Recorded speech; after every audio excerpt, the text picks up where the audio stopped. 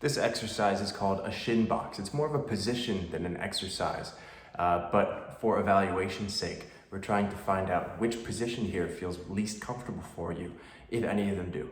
So we'll start by sitting with your feet apart and your hands resting back behind you. So your posture is nice and supported here.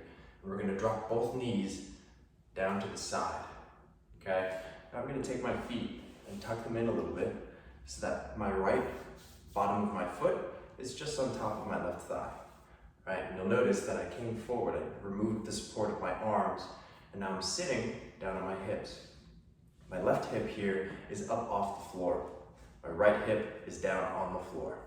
What you may feel, if this is your problematic side, is that this left hip feels tight, the left lower back feels tight.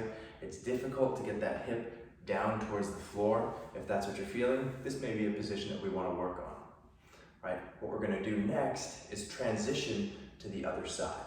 So there are two ways to do this. The first way is keeping your feet together, or keeping your feet down on the floor, right? And then working the knees up and over to the opposite side. So from here, you'll see my feet are not going to move. And I'm just going to roll my knees over to the opposite side. So now I have my left hip down on the floor, my right hip is raised up off the floor, and I may feel a little bit of pinching, a little bit of tightness on that right hip, a little bit of tightness here in that right lower back, right? But the goal is we want to be able to transition smoothly between these two positions.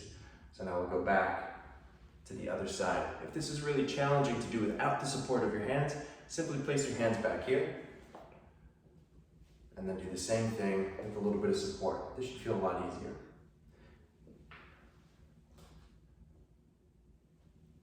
Okay.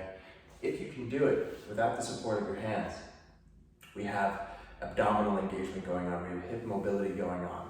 Try to do this 10 switches from side to side, right? This can be a nice hip mobility and abdominal activation warm-up.